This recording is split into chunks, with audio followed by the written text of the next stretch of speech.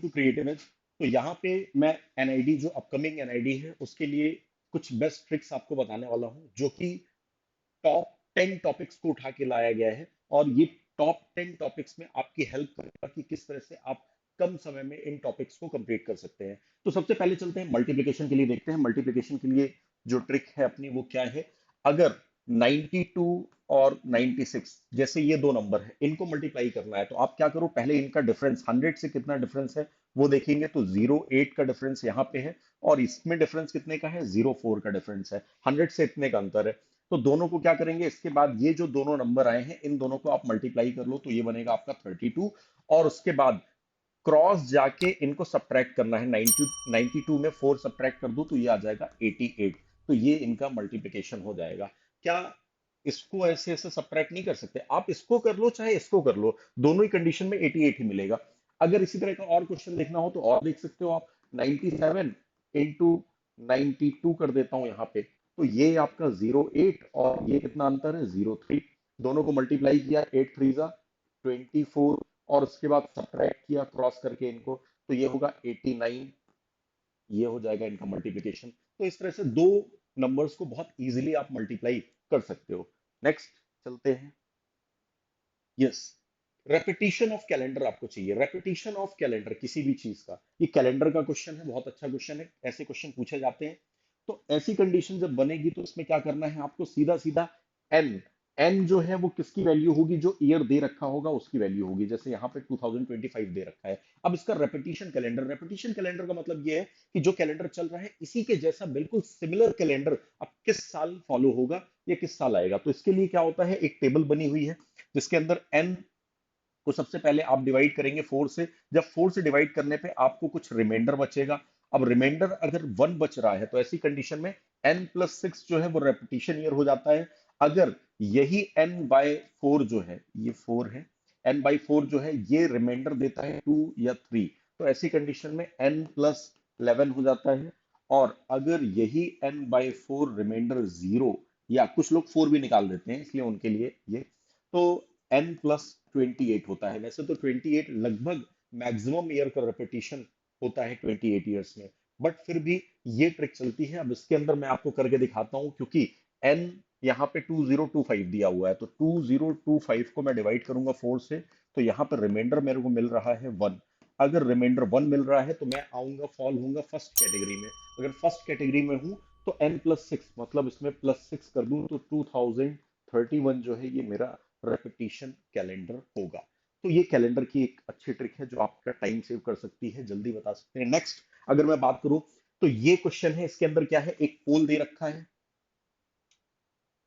ये पोल में क्या हो रहा है, एक मंकी क्लाइम कर रहा है, एक मंकी जो है वो क्लाइम कर रहा है।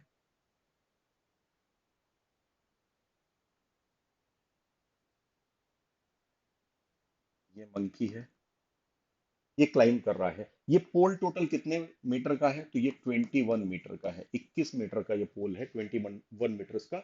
और मंकी की क्या आदत है या क्या तरीके से वो क्लाइम कर रहा है, फर्स्ट मिनट में क्या करता है वो, 10 मीटर, 10 मीटर ये ऊपर क्लाइम करता है। और सेकेंड मिनट में क्या करता है, सेकेंड मिनट के अंदर वो 3 मीटर नीचे खिसकता है। यानी 2 मिनट्स में, 2 मिनट्स में क्या क्राइटेरिया रहता है कि +3 मीटर ही चढ़ पाता है, मतलब 2 मिनट्स में 3 मीटर ही चढ़ पाता है। अब लोग क्या करते हैं, ये 3 को उठाया और टोटल जितना चढ़ना है 21 डिवाइड कर दिया, 7 आएगा, 7 इंटू, क्योंकि 2 मिनट्स में ऐसा हो रहा है तो 2 से मल्टीप्लाई करेंगे, 14 उनका आंसर आएगा, जो कि बिल्कुल गलत होता है। क्या करना होता है ऐसे क्वेश्चन में, क्या करना चाहिए ऐसे क्वेश्चन में, ये करना चाहिए कि आप सबसे पहले जो जितना टोटल क्लाइम करना है 21 मीटर्स, उतना प्लस एक बार में, पहली बार में कितना क्लाइम कर रहा है उतना सब्ट्रैक्ट कर दें। तो ये आपका आ जाएगा कितना, 15 मीटर्स। अब 15 मीटर्स को किस तरह से चढ़ना है, ये जो 2 मिनट्स वाला आपका क्राइटेरिया है इस तरह से, मतलब 15/3 करेंगे तो आएगा 5, 5 इंटू 2 कर दो आप, तो ये मिलेगा आपको, क्योंकि 2 मिनट्स में 3 चढ़ रहा था, तो 2 मिनट्स में अगर 3 चढ़ रहा था तो ये 5 जो वैल्यू आई है इससे मल्टीप्लाई 2 करेंगे तो 10 मिनट्स आपका आ जाएगा। 10 मिनट्स में वो 15 मीटर तक तो चढ़ गया। अब जब नेक्स्ट 11th मिनट आएगा तो 11th मिनट में वो क्या करेगा कि जो बचा कुचा, मतलब नेक्स्ट मिनट में एक, पहले मिनट में क्या करता है वो 6 मीटर तक चढ़ता है, तो 6 मीटर तक वापस से ये चढ़ जाएगा। जब 6 मीटर तक चढ़ेगा तो ये आपका हो जाएगा 21 मीटर तक क्लाइम कर गया। और किस मिनट में क्लाइम किया है? 11th मिनट में, यानी टोटल 11 मिनट। तो आंसर इसका आ जाएगा 11 मिनट। हर क्वेश्चन में आपको ऐसे ही करना है और ये बहुत आसानी से सॉल्व हो सकता है। नेक्स्ट अगले क्वेश्चन में चलते हैं। अगला क्वेश्चन जो है ये अल्फाबेट टेस्ट का है। इसके अंदर क्या दिया गया है? अल्फाबेट्स दिए गए हैं लाइन से। अब देखिए यहाँ पे तो ऑर्डर में दिया हुआ है एबीसीडी पूरा, लेकिन जरूरी नहीं होगा कि हमेशा ऑर्डर में होगा, हो सकता है कभी कभी सिंबल आ जाते हैं, कभी कभी क्या होता है कि यहाँ पे नंबर्स भी दे दिए जाते हैं। तो आपको तो ये फोकस करना है कि यहाँ पे कंटिन्यूअस फॉर्म में एक सीरीज दी गई है। इस सीरीज के अकॉर्डिंग यहाँ पे क्वेश्चन पूछा गया है, which letter is eighth to the left. पहली कंडीशन इसके अंदर दे रखी है, eighth to the left of seventh letter from the right. Seventh letter from the right, ये सेकंड कंडीशन है। लेकिन जब सॉल्व करते हैं हम तो पहले सेकंड कंडीशन उठाते हैं फिर फर्स्ट कंडीशन। पर ऐसा नहीं करना है कि पहले आप सेकंड कंडीशन सॉल्व करो फिर फर्स्ट कंडीशन। आप ये देखो कि जो ये दोनों डायरेक्शन दे रखी है, लेफ्ट या राइट। अब लेफ्ट राइट क्या होता है? इसका लेफ्ट आपका लेफ्ट, इसका राइट आपका राइट। तो ये लेफ्ट राइट मैंने लिख दिया है। अब यहाँ पे लेफ्ट और राइट दो अलग अलग डायरेक्शन है, तो ऐसा हो सकता है लेफ्ट राइट अलग अलग दिया हो, या ये हो सकता है लेफ्ट लेफ्ट दिया हो, या राइट राइट दिया हो। दोनों ही चीजें हो सकती है। अगर दोनों साथ में हो मतलब डिफरेंट होंगे, एक लेफ्ट होगा दूसरा राइट होगा, तो ऐसी कंडीशन में जो भी नंबर्स ये दिए गए हैं इनकी पोजीशंस, पोजीशंस जो है इनको क्या कर देना है? ऐड कर देना है। इनकी पोजीशंस को ऐड कर देना है। अगर बिल्कुल सेम दिए हूं, मतलब यहां भी लेफ्ट वहां भी लेफ्ट, यहां भी राइट वहां भी राइट, तो ऐसी कंडीशन में पोजीशन को क्या कर देना है? पोजीशन को सब ट्रैक्ट कर देना है। सब ट्रैक्ट। यहां पे क्या है? डिफरेंट पोजीशंस है, तो डिफरेंट है, डिफरेंट लेफ्ट और राइट है, तो लेफ्ट राइट है तो दोनों को क्या कर देना है? ऐड कर देना है। तो पहले दिया है एट और फिर दिया है सेवेंथ, टोटल कितना हो गया? 15th letter. अब कौन सी डायरेक्शन उठानी, कौन सी डायरेक्शन है एट द एंड? तो देखिए जब डिफरेंट डायरेक्शन होती है तो ऐसे में जो सेकंड कंडीशन की डायरेक्शन होती है वो हमेशा उठाई जाती है। तो मतलब राइट से 15th पोजीशन, राइट से हम 15th पोजीशन पे चलेंगे तो first second third fourth fifth six seven eight nine ten 11 12 13 14 and this one is 15। L will be the correct answer. ठीक है, तो इस तरह से आप कर सकते हैं। अगर यहीं पे लेफ्ट लेफ्ट या राइट राइट होता तो दोनों को हम सब्ट्रैक्ट कर लेते, और सब्ट्रैक्ट करके कोई भी, अब क्योंकि एक ही तरह की है तो उसमें तो डिसीजन कुछ लेना नहीं है। अगर लेफ्ट लेफ्ट है तो लेफ्ट साइड से वो वाली पोजीशन ले लेंगे, और अगर राइट राइट है तो राइट साइड से वो वाली पोजीशन ले लेंगे जो भी उनको सब्ट्रैक्ट करने में आएगा। ठीक है, तो ऐसे सॉल्व कर सकते हैं ऐसे क्वेश्चंस को। नेक्स्ट, मिरर इमेज और वाटर इमेज, इनके जब क्वेश्चन आएंगे तो याद रखना है, जब भी मिरर इमेज के क्वेश्चन आए तो यहाँ पे रूल चलता है। रूल ये चलता है कि मिरर आपके किधर लगाया गया है, या तो लेफ्ट राइट में लगाया गया है या तो टॉप बॉटम में लगाया गया है। जैसे यहाँ पे जो है इसके लेफ्ट में मिरर लगाया गया है। लेफ्ट ये साइड होती है, राइट ये साइड होती है, तो इसके लेफ्ट में लगाया गया है। तो लेफ्ट राइट में या टॉप बॉटम में लगाया गया है। जब लेफ्ट राइट में मिरर, मिरर जो है इधर लगाया जाएगा, मिरर जो है इधर लगाया जाएगा, तो लेफ्ट राइट में जब मिरर लगाया जाएगा तो left will change to right and right will change to left. किसका? इमेज का। और ये कहां पे लगाया जा रहा है मिरर? ऑब्जेक्ट के ऊपर, ऑब्जेक्ट के ऊपर। और यहीं पे अगर देखें तो इस कंडीशन में क्या होगा? तो इमेज का जो टॉप है वो चेंज हो जाएगा बॉटम में, बॉटम चेंज हो जाएगा टॉप में। ये कंडीशन बनेगी। अच्छा, इसके अलावा इसमें लेफ्ट राइट का क्या प्रभाव पड़ेगा? लेफ्ट राइट ये चेंज नहीं होंगे, नो चेंज, नो चेंज। तो ऐसे ही इसके अंदर भी टॉप बॉटम चेंज नहीं होंगे, नो चेंज। तो टॉप बॉटम नो चेंज होंगे यहाँ पे। ये कंडीशन हमेशा काम करती है। अब यहाँ पे देखते हैं इस वाले को, इस साइड में लगा हुआ है। अब ऑब्वियस सी बात है लेफ्ट राइट, लेफ्ट साइड में लगा हुआ है तो उसका मतलब लेफ्ट राइट इसका चेंज हो जाएगा। ये लेफ्ट है अभी राइट है। आप देखो लेफ्ट में जहां जहां पे बी मिलेगा वो आंसर नहीं हो सकता, मतलब ए आंसर नहीं हो सकता और बी आंसर डी आंसर नहीं हो सकता। क्यों? क्योंकि दोनों के लेफ्ट में आपको ये चीजें मिल रही हैं। नेक्स्ट अगर मैं बात करूं राइट साइड में के, राइट साइड में के यहाँ पे है तो इमेज के अंदर लेफ्ट साइड में के आएगा। तो ये लेफ्ट साइड में के, लेफ्ट साइड में के। बी जो है वो कैसा बनेगा? ऐसे इस तरह से दिया हुआ है तो ये इधर पीछे की ओर जाएगा।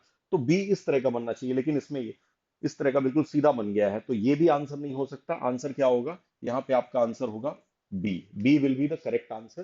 तो हमेशा याद रखना इसका टॉप बॉटम चेंज नहीं होगा, ये भी याद रखना। जब लेफ्ट राइट चेंज होता है तो टॉप बॉटम चेंज नहीं हो रहा है, तो यहाँ पे आंसर बी होगा। तो इस तरह से ये चीजें आप देखेंगे तो बहुत आसानी से आप आंसर निकाल पाएंगे। नेक्स्ट बात करते हैं, यहाँ पे सुमेश की बात की गई है, who is facing west turns 120 degree in the clockwise direction.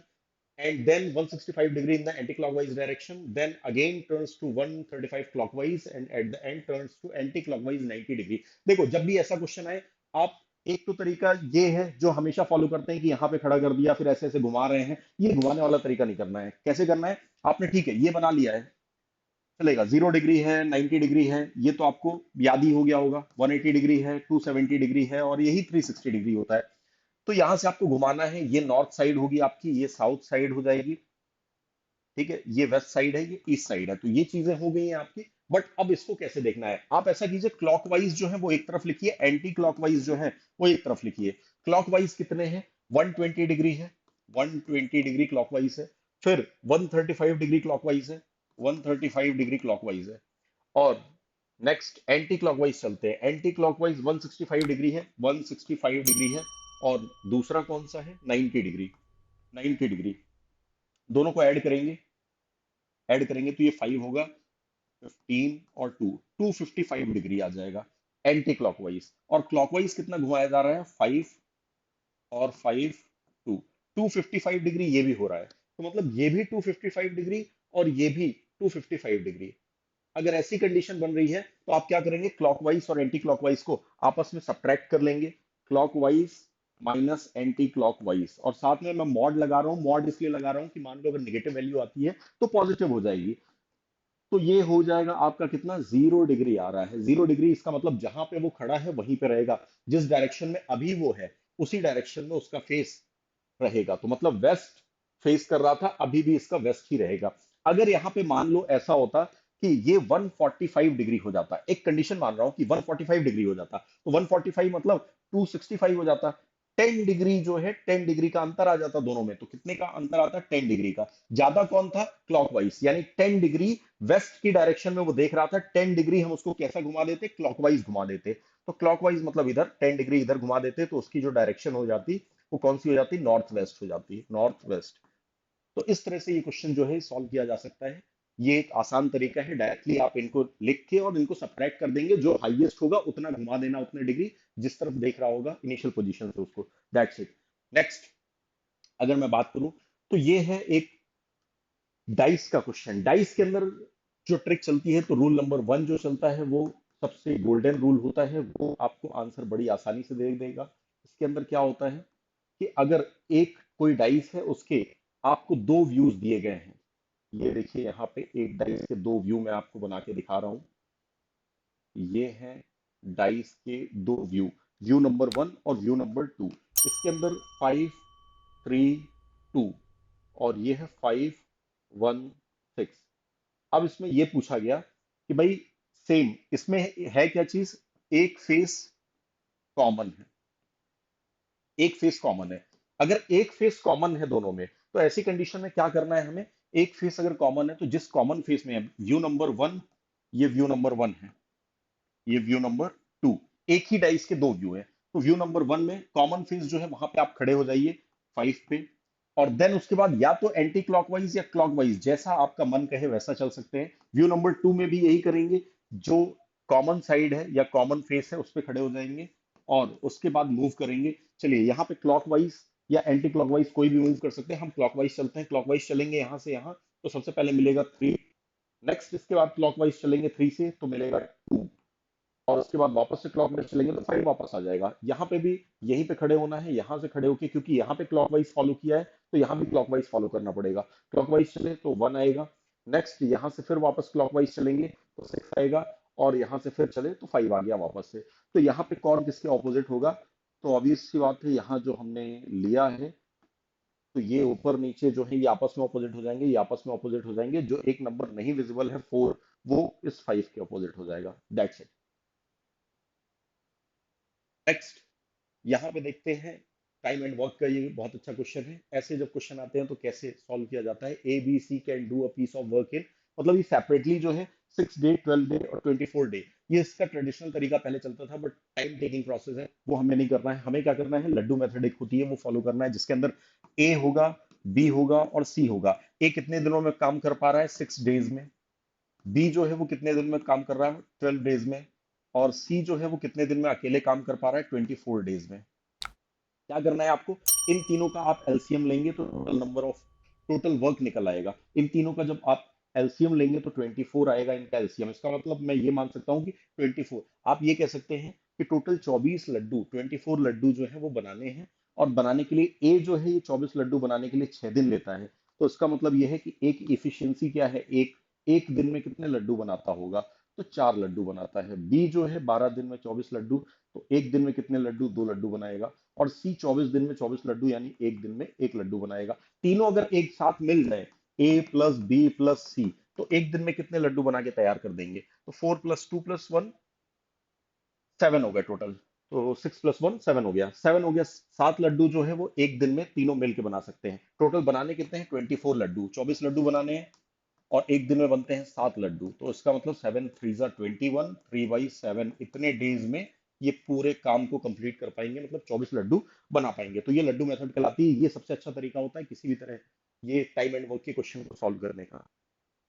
Next अगर मैं बात करूं, अगला क्वेश्चन है। तो अगला क्वेश्चन जो है वो ये बताता है कि जैसे ये नंबर सीरीज दे रखी है, इस नंबर सीरीज को अगर आप डायरेक्टली देखने का प्रयास करोगे, मुझे पता है ये समझ में नहीं आएगा कि सीरीज के अंदर चल क्या रहा है। ऐसी सीरीज, और सीरीज जिस तरह से आउटराइटली बहुत तेजी से बढ़ रही है, तो ये भी हमें समझ में आ रहा है कि कोई बड़ी चीज में मल्टीप्लाई हो रही होगी। या फिर हो सकता है कि कोई किसी चीज का स्क्वायर या क्यूब जो है वो ऐड हो रहा होगा। तो ऐसी सीरीज में जब कुछ भी समझ में ना आए, क्योंकि बड़े नंबर बिल्कुल तेजी से बढ़ रहे हैं, तो कौन सा नंबर इसमें गलत है, ये ऐसे फाइंड आउट नहीं कर पाओगे क्योंकि सीरीज आपको समझ में नहीं आएगी। तो इसका एक गोल्डन रूल होता है हमेशा। वो रूल ये होता है कि आप सबसे पहले क्या करो कि ये देखो यहां से यहां जाने में कितने टाइम्स करना पड़ेगा। तो आपने ये देखा कि पहले इस तक पहुंचना है, इससे, तो कितना मल्टीप्लाई कर दूं मैं। याद रखना जब भी मल्टीप्लाई करना तो ये नंबर जो है इतना ही, इतने से ही मल्टीप्लाई करना, ऐसा नंबर ही उठा के मल्टीप्लाई करना इसमें जिससे इससे ऊपर ना जाए। जो भी नंबर रहे वो इससे नीचे ही रहे, नीचे रहे चलेगा, ऊपर नहीं जाना चाहिए, बराबर हो तो भी चलेगा। तो इनटू पहले हम 9 करके देखते हैं। तो 9 × 1 = 9, ऐसे मल्टीप्लाई करो, 9201। तो 9 × 1 = 9 हो जाएगा, 0 × 2 = 18, 1 9 9 = 81 और 82। तो 82809, ये देखिए यही वैल्यू आ गई। इसका मतलब पीछे वाले से भी चलते हैं, पीछे वाले से चले तो या तो 9 मल्टीप्लाई हो रहा होगा या तो 8 मल्टीप्लाई हो रहा होगा। देख लेते हैं, एक बार चेक कर लेते हैं कितने में हम इसके पास पहुंच सकते हैं। तो 1149 इंटू, पहले 8 करके देखते हैं क्योंकि एक नंबर कम करके देखते हैं, शायद बन जाए सीरीज। 9 8 = 72, 8 4 = 32 और 7 39, 8 1 = 8 और 3 11 1, 8 1 = 8 और 9 9192 मतलब नियर अबाउट पहुंच रहा है। अगर एक और ज्यादा चला जाएगा तो बहुत आगे निकल जाएगा, 10 के भी ऊपर निकल जाएगा। तो हमें वहां जाना नहीं है। तो हम इसको मल्टीप्लाई 8 से करेंगे। नेक्स्ट अगला वाला, क्योंकि यहाँ 9 से किया, यहाँ 8 से किया, तो अब हमें उम्मीद है कि यहाँ 7 का मल्टीप्लीकेशन हो रहा होगा। अगर ऐसा है तो यहाँ फिर 6 का हो रहा होगा मल्टीप्लीकेशन, और यहाँ जो है ये 5 का हो रहा होगा। चलिए ये चीज तो हमें सीरीज में दिख गई और समझ में आ गई, क्योंकि दो सीरीज में ही हमें पता चल गया कि ऐसा चल रहा होगा। ये नियर अबाउट यहां तक जाता है। चलिए नेक्स्ट, यहां से यहां तक पहुंचने में इंटू 5 किया तो 4 5 = 20 ही होता है। ये 4 5 कितना होगा, 20 होगा। 26 तक पहुंचना है तो क्या करें, इसमें +6 कर दें। +6 कर दें तो 26 हो जाएगा। 26 6 टाइम्स, ये कहां जाएगा, 157, 156। 26 इंटू 6 करके देखते हैं, ये कितना आएगा। 6 6 = 36, 6 + 12 और 3 15, 156। 156 अगर ये हो रहा है तो कितना ऐड कर दें कि यहां तक पहुंच जाए, तो इसमें ऐड करना पड़ेगा आपको 7। तो 163 आप पहुंचेंगे। अच्छा 163 जो है इसमें मल्टीप्लाई कर रहे हैं आप 7 का, तो 7 3 = 21, 2 7 6 = 42 और 2 4, 7 और 4 11, 1141 हो रहा है। 49 जाना है तो +8 कर दें। तो अगर आप ध्यान से देख रहे हो तो पहली जगह में यहां से यहां पहुंचने में आपको इंटू 5 + 6 करना पड़ा, यहां से यहां पहुंचने में इंटू 6 + 7 करना पड़ा, यहां से यहां पहुंचने में इंटू 7 + 8 करना पड़ा, यहां से यहां पहुंचने में इंटू 8 + 9 करना पड़ेगा, और यहां से यहां पहुंचने में इंटू 9 + 10 करना पड़ेगा। लेकिन इंटू 9 जैसे ही आपने किया तो यहां तक आप पहुंच गए।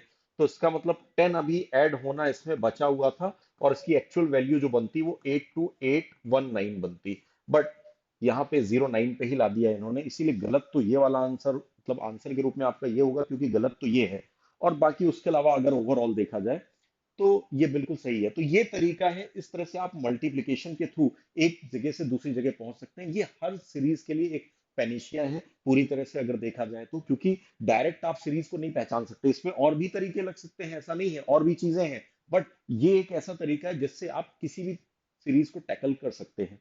तो ये एक तरीका जो है ये बेटर अप्रोच होगी। नेक्स्ट, अगर सम ऑफ मनी दिया है, सिंपल इंटरेस्ट में आपको देना है, और वो ट्रिपल हो रही है 15 ईयर्स में, और 5 टाइम्स हो जाएगी कितने साल में, ये आपको पता करना है। तो इसके लिए एक ट्रिक बनी हुई है कि n1 - 1 upon t1 is equal to n2 - 1 upon t2।